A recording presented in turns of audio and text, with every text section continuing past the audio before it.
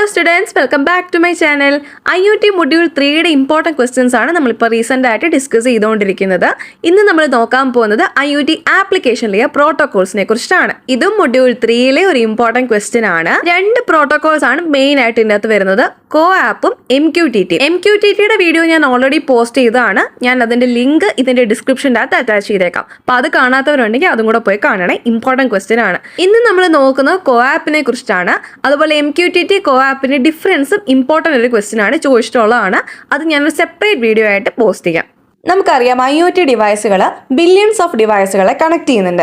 ഈ ഡിവൈസുകൾക്കൊക്കെ കമ്മ്യൂണിക്കേറ്റ് ചെയ്യാനും ഡേറ്റനെ ഷെയർ ചെയ്യാനും പറ്റും. പക്ഷേ മിക്ക IoT ഡിവൈസുകളും ഓപ്പറേറ്റ് ചെയ്യുന്നത് കൺസ്ട്രെയിൻഡ് ആയിട്ടുള്ള എൻവയോൺമെന്റ്സിലായിരിക്കും. അപ്പോൾ അവിടെ പ്രശ്നം എന്ന് വെച്ച് കഴിഞ്ഞാൽ അവിടെ പവർ, മെമ്മറി, ബാൻഡ്വിഡ്ത്ത് എല്ലാം ലിമിറ്റഡ് ആണ്. ഇങ്ങനെയുള്ള സെനാരിയോസിൽ HTTP പോലുള്ള ട്രഡീഷണൽ വെബ് ബേസ്ഡ് പ്രോട്ടോകോൾസ് ഒക്കെ വളരെ ഹെവി ആയിട്ട് തോന്നിക്കും. കാരണം അവിടെ ബാൻഡ്വിഡ്ത്ത്, മെമ്മറി, പവർ എല്ലാം ലിമിറ്റഡ് ആണ്. അപ്പം എസ്പെഷ്യലി ലാർജ് സ്കെയിൽ ഡിപ്ലോയ്മെന്റ്സ് ഇൻവോൾവ്, ഇപ്പം ന്യൂമറസ് ഒരുപാട് ഡിവൈസുകളൊക്കെയുള്ള ലാർജ് സ്കെയിൽ ഡിപ്ലോയ്മെന്റ്സ് ഒക്കെ ആണെങ്കിൽ ഭയങ്കര പ്രശ്നമാണ്. അപ്പൊ ഇങ്ങനെയുള്ള ചലഞ്ചസിനെയൊക്കെ അഡ്രസ് ചെയ്യാൻ വേണ്ടിയാണ് ലൈറ്റ് വെയിറ്റ് ആപ്ലിക്കേഷനിലെ പ്രോട്ടോകോൾസിനെ ഡെവലപ്പ് ചെയ്തേക്കുന്നത്. അപ്പോൾ അവിടെ എഫിഷ്യന്റ് ആയിട്ടുള്ള കമ്മ്യൂണിക്കേഷൻ എൻഷുർ ചെയ്യും, അതുപോലെ സ്കെയിലബിലിറ്റിനെ മെയിൻറ്റെയിൻ ചെയ്യും. എത്ര വേണേലും നമുക്ക് സ്കെയിൽ ചെയ്യാം, കമ്മ്യൂണിക്കേഷനും എഫിഷ്യന്റ് ആയിട്ട് നടക്കും. അപ്പോൾ ഈ ലൈറ്റ് വെയിറ്റ് ആപ്ലിക്കേഷനിലെ പ്രോട്ടോകോൾസിൽ രണ്ട് ഫേമസ് ആയിട്ട് അഡോപ്റ്റ് ചെയ്തേക്കുന്ന പ്രോട്ടോകോൾസ് ആണ് CoAPഉം അതുപോലെ MQTT എന്ന് പറയുന്നത്. നമുക്ക് CoAP എന്താണെന്ന് നോക്കാം.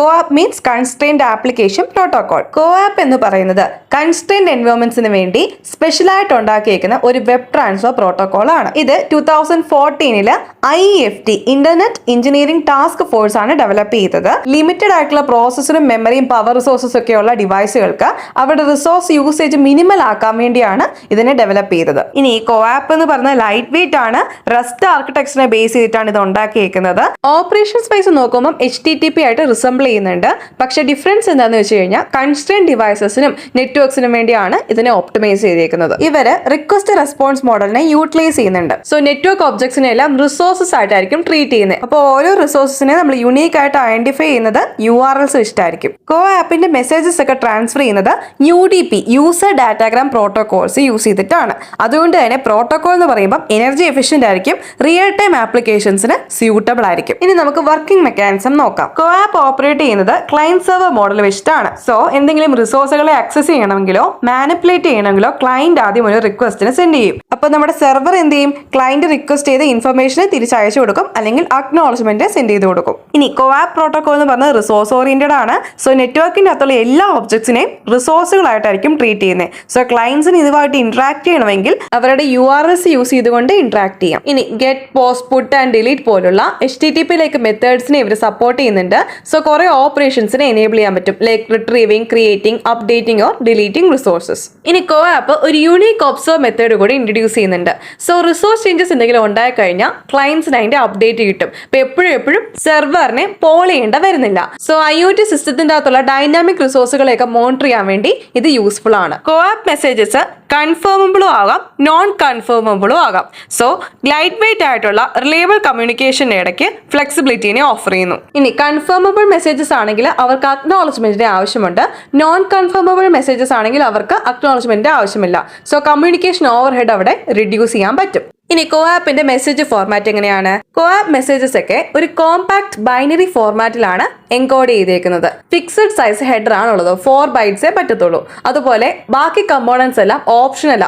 ഈ ടോക്കൺസ്, ഓപ്ഷൻസ്, പേലോഡൊക്കെ ഓപ്ഷണൽ കമ്പോണൻസ് ആണ്. ഇനി നമുക്ക് ഹെഡർ ഫീൽഡ്സിന്റെ അകത്ത് ആരൊക്കെയാണുള്ളത് നോക്കാം. വേർഷൻ, അതായത് പ്രോട്ടോകോളിന്റെ വേർഷൻ ഏതാണെന്ന് പറയും. മെസ്സേജ് ഏത് ടൈപ്പ് ആണ്, കൺഫേമബിൾ ആണോ, നോൺ കൺഫേമബിൾ ആണോ, അക്നോളജ്മെന്റ് ഓർ റീസെറ്റ്, അത് 2 ബിറ്റ് യൂസ് ചെയ്ത് ടൈപ്പ് കോഡിന്റെ അകത്താണ് പറയുന്നത്. മെസ്സേജിന്റെ അകത്തുള്ള നമ്പർ ഓഫ് ഓപ്ഷൻസിനെ സ്പെസിഫൈ ചെയ്യുന്നതാണ് option count. Request, response, empty മെസ്സേജിനെയൊക്കെ ഡിഫറൻഷിയേറ്റ് ചെയ്യുന്നതാണ് കോഡ്. 8 ബിറ്റ് ആണ് അവർ യൂസ് ചെയ്യുന്നത്. ഇനി message ID last 16 bit field use ചെയ്യുന്നത് മെസ്സേജ് ഐഡന്റിഫിക്കേഷനും ഡ്യൂപ്ലിക്കേഷൻ ഡിറ്റക്ഷനും വേണ്ടിയാണ്. ഇനി നമ്മൾ പറഞ്ഞ 3 optional components, tokens, options, payloads ഒക്കെ. ടോക്കൺസ് എന്ന് പറഞ്ഞു കഴിഞ്ഞാൽ റിക്വസ്റ്റ് ആയിട്ട് റെസ്പോൺസിനെ മാച്ച് ചെയ്യുന്ന ആൾക്കാരാണ് ടോക്കൺസ്. അഡീഷണൽ ആയിട്ടുള്ള മെറ്റാഡാറ്റ എന്തെങ്കിലും ഉണ്ടെങ്കിൽ അത് കണ്ടെയ്ൻ ചെയ്യുന്ന അല്ലെങ്കിൽ പേലോഡിന്റെ ടൈപ്പ് ഒക്കെ സ്പെസിഫൈ ചെയ്യുന്ന ആൾക്കാരാണ് ഓപ്ഷൻസ്. ഇനി പേലോഡ് യൂസ് ചെയ്യുന്നത് മെസ്സേജിന്റെ ബോഡീനെ കൊടുക്കാൻ, അല്ലെങ്കിൽ റിസോഴ്സ് ഡാറ്റയെ റെപ്രസെന്റ് ചെയ്യാൻ, അല്ലെങ്കിൽ ഓപ്പറേഷൻസിന്റെ ഔട്ട്കമ്മിനെ കാണിക്കാൻ വേണ്ടിയാണ്. അതിന്റെ സൈസ് ചേഞ്ച് ചെയ്തുകൊണ്ടിരിക്കും. സോ വേരിയബിൾ സൈസ് ആണ്. ഇനി ഈ ഹെഡർ ഫയലിന്റെ ഒരു ഡയഗ്രാം ആണ് ഈ കാണിച്ചേക്കുന്നത്. ഇതിൽ ഫസ്റ്റ് ലെയറിൽ ഇരിക്കുന്ന ആൾക്കാരെല്ലാം version, type, OC, code, message ID എല്ലാം മാൻഡറ്ററി ആണ്. ദെൻ ടോക്കൺ, ഓപ്ഷൻസ്, പേലോഡ്സ് അതെല്ലാം ഓപ്ഷണൽസ് ആണ്. ഇനി നമുക്ക് കോആപ്പിന്റെ ഫീച്ചേഴ്സ് എന്തൊക്കെയാണെന്ന് നോക്കാം.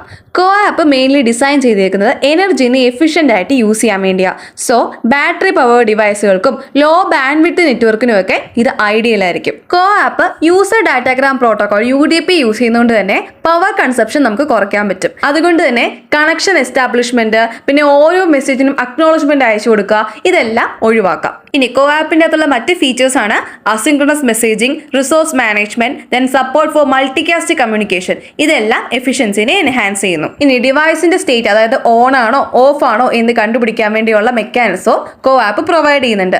അതുപോലെ റിയൽ ടൈം ആയിട്ട് ഡൈനാമിക്കലി നമുക്ക് റിസോഴ്സുകളെ മാനേജ് ചെയ്യാൻ പറ്റും. അപ്പോൾ ഇത്രയൊക്കെയാണ് മെയിൻ ആയിട്ട് കോആപ്പിന്റെ features. Next comes applications and use cases. അപ്പം എവിടെയൊക്കെയാണ് നമുക്ക് ഈ കോആപ്പ് യൂസ് ചെയ്യാൻ പറ്റുന്നത്?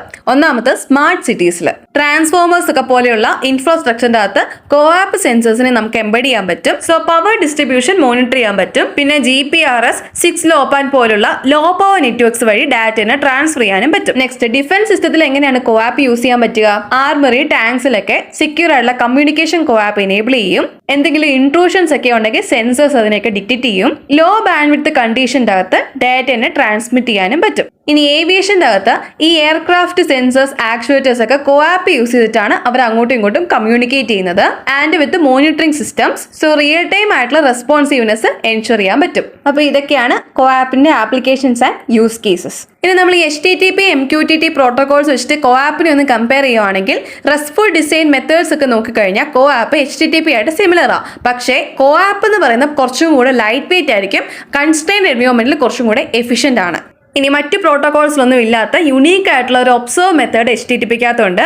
അതായത് റിസോഴ്സ് ചേഞ്ചസ് എന്തെങ്കിലും നടന്നു കഴിഞ്ഞാൽ അത് കണ്ടിന്യൂസ് ആയിട്ട് ക്ലയന്റിനെ അപ്ഡേറ്റ് ചെയ്ത് കൊടുക്കും. സോ പോളിംഗ് ഓവർ ഹെഡ് അവിടെ റിഡ്യൂസ് ചെയ്യാൻ പറ്റും. ഇനി MQTTനെ വെച്ച് നമ്മൾ കമ്പയർ ചെയ്യുകയാണെങ്കിൽ MQTT എന്ന് പറയുന്ന പബ്ലിഷ് സബ്സ്ക്രൈബ് മോഡലാണ്. കോആപ്പ് എന്ന് പറയുന്ന റിക്വസ്റ്റ് റെസ്പോൺസ് ബേസ്ഡ് മോഡലാണ്. So this will be more suitable for direct client server communication. So now let's conclude. CoAP എന്ന് പറയുന്ന ഒരു എഫിഷ്യന്റ് ആയിട്ടുള്ള പ്രോട്ടോകോൾ ആണ്. IoT ആപ്ലിക്കേഷൻസിന്റെ അകത്തൊക്കെയുള്ള കൺസ്ട്രെയിൻഡ് ഡിവൈസുകൾക്കും നെറ്റ്വർക്സിന്റെ ഒക്കെ യൂണീക് ചലഞ്ചസിനെ അഡ്രസ് ചെയ്യാൻ വേണ്ടി കോആപ്പ് യൂസ് ചെയ്യാം. ഇനി ലോ ഓവർഹെഡ് ആണ്, ലൈറ്റ് വെയ്റ്റ് ഡിസൈൻ ആണ്, അതുപോലെ തന്നെ റിലയബിൾ ആയിട്ടുള്ള അസിൻക്രണസ് കമ്മ്യൂണിക്കേഷനെ സപ്പോർട്ട് ചെയ്യും. റിയൽ ടൈം റെസ്പോൺസീവ്നെസ് ആവശ്യമുള്ള ആപ്ലിക്കേഷൻസിന് നമുക്ക് കോആപ്പ് ഒരു പ്രിഫേർഡ് ചോയ്സ് ആണ്. കോആപ്പ് യൂസ് ചെയ്യാൻ പറ്റും. കോആപ്പ് സെക്യൂർ ആയിട്ടുള്ള, സ്കെയിലബിൾ ആയിട്ടുള്ള, എനർജി എഫിഷ്യന്റ് ആയിട്ടുള്ള കമ്മ്യൂണിക്കേഷനെ എനേബിൾ ചെയ്യുന്നു.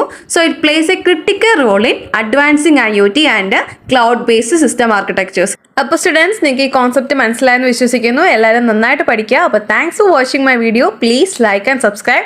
ഫ്രണ്ട്സിനൊക്കെ ഷെയർ ചെയ്ത് കൊടുക്കുക. ചാനൽ ഹെൽപ്ഫുൾ ആയെങ്കിൽ ലൈക്ക് ചെയ്യാൻ മറക്കരുത്. നെക്സ്റ്റ് വീഡിയോ എന്ന് പറയുന്നത് നമ്മുടെ MQTT കോആപ്പിന്റെ ഡിഫറൻസ് ആയിരിക്കും. അപ്പോൾ once again thank you so much. Please like and support.